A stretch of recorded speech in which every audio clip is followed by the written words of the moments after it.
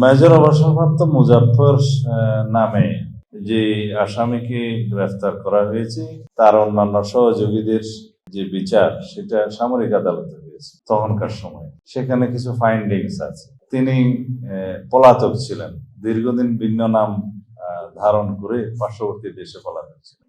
এখানে আসার পরে আমরা যখন জানতে পেরেছি আমাদের গোয়েন্দা সংস্থার ইনফরমেশনের ভিত্তিতে তাকে আমরা গ্রেফতার করে সেনা আইনেই বিচার করার জন্য আমরা সেনাবাহিনী জেনারেল কোর্ট মার্শাল করে সম্ভবত তার বিচারটা নিষ্পন্ন হবে।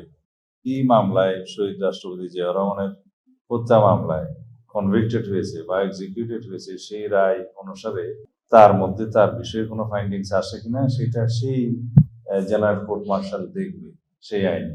এখানে আমাদের সিভিল লতে তাকে এখন আবার মামলা অন্তর্ভুক্ত করাটা কতটা আইনসম্মত হবে সেটা তখন দেখা যাবে। সেনা সদস্যদের বিষয়ে মিলিটারি অ্যাক্ট প্রযোজ্য এবং কো-অ্যাকিউজদের বিষয়ে যেটা ট্রায়াল হয়েছে সেটা সেনা আইনে হয়েছে, জেনারেল কোর্ট মার্শালে হয়েছে সম্ভবত। সে একই ব্যক্তি, একই কো-অ্যাকিউজ, সে পলাতক ছিলেন তিনি, এখন তাকে ধরা হয়েছে এবং আমরা সেনাবাহিনীর কাছে হস্তান্তর করেছি। তারা তাদের বিধি মোতাবেক জেনারেল কোর্ট মার্শাল গঠন করে সেই বিষয়ে ব্যবস্থা নেবেন।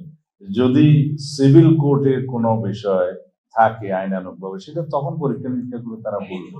একই ব্যক্তিকে দুই আইনে আলাদা আলাদা ভাবে ট্রায়াল করা যায় না এবং একই ইয়ের জন্য অপরাধের জন্য দুইবার ট্রায়াল করা যায় না, দুই ভিন্ন আইন।